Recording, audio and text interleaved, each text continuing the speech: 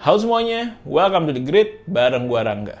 Gue sering banget nih dapat pertanyaan di kolom komentar The Grid kayak gini.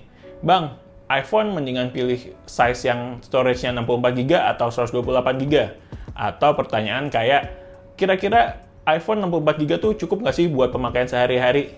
Nah, jadinya banyak banget nih yang nanyain pertanyaan-pertanyaan semacam itu. Jadi, iPhone 64GB tuh sebenarnya cukup nggak sih buat dipakai? Nah, ini gue akan kasih tips-tips gimana caranya menghemat storage di iPhone 64GB. Tapi sebelum lanjut, jangan lupa buat subscribe ke channel The Grid. Karena di channel ini kita bakal banyak ngomongin tentang gadget, desain, dan teknologi dalam kehidupan sehari-hari.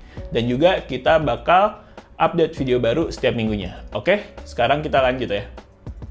Yang pertama adalah download aplikasi sesuai dengan keperluan. Gue tuh setiap pakai iPhone sebagai daily driver, gue punya beberapa aplikasi wajib yang harus udah gue download.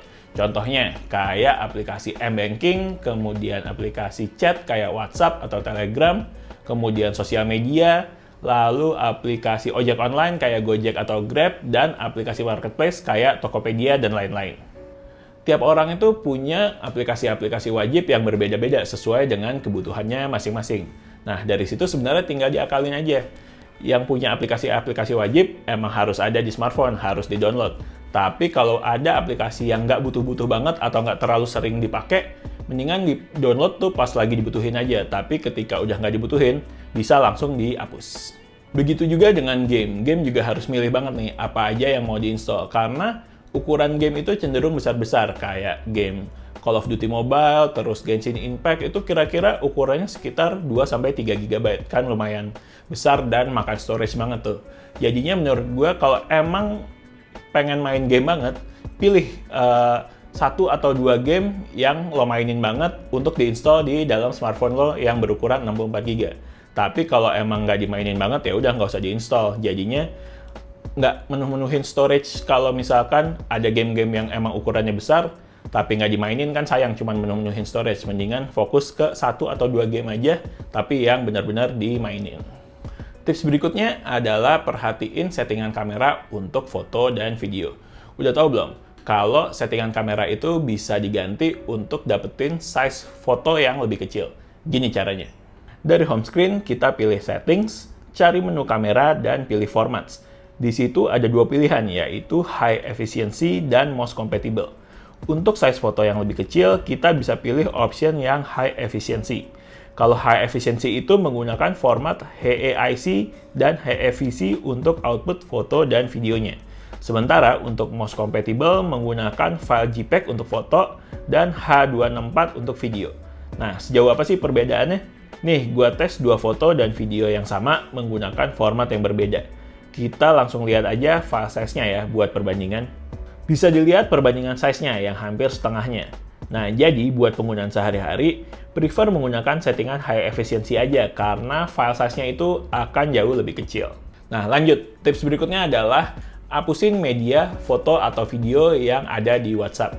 Sering banget nggak sih kita tuh dapat forwardan foto atau video dari grup-grup chat di WhatsApp yang isinya kadang tuh sebenarnya nggak perlu-perlu banget gitu. Tapi kalau dilihat, itu sebenarnya size-nya lumayan gede, bisa puluhan giga atau bahkan bisa sampai ratusan giga. Nah, cara ngapusnya gimana? Yuk, gini cara ngapusnya. Kita masuk ke aplikasi WhatsApp, pilih settings, masuk ke storage and data, dan pilih manage storage. Di situ bisa kelihatan tuh storage yang kepake untuk media di WhatsApp kita berapa besar. Nah, kalau mau dihapusin bisa masuk ke review and delete items. Nah, tinggal pilih aja nih file-file mana yang bisa dihapus dan mana yang mau disimpan. Kalau gue pastinya ngapusin file-file yang double-double tuh, karena sering banget kan kita dapat forwardan foto atau video yang isinya sebenarnya sama, itu akan ke-detect tuh. Jadi, filenya double-double. Nah, itu langsung dihapus-hapusin aja, karena itu adalah salah satu hal yang bikin storage, pemakaian storage di WhatsApp itu membengkak. Tips terakhir yaitu adalah dengan langganan iCloud Storage. Ini bisa dicoba kalau tips-tips sebelumnya udah dicoba tapi ternyata storage-nya masih penuh juga nih, yaitu kita bisa langganan iCloud Storage. Intinya dengan langganan iCloud Storage ini adalah kita bisa dapat storage cloud tambahan buat backup data-data yang ada di iPhone, kayak foto, video, backup file, dan lain-lain. iCloud ini sebenarnya nggak cuma buat iPhone sih, tapi bisa sekaligus untuk semua gadget dari ekosistem Apple. Nah, gimana nih cara belinya? Gini, pertama kita ke settings dan pilih menu profile yang ada di bagian paling atas. Lalu pilih iCloud dan pilih Manage Storage.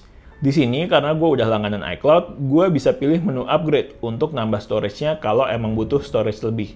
Atau bahkan downgrade kalau ngerasa udah nggak perlu storage iCloud yang terlalu besar. Disesuaikan dengan kebutuhannya aja.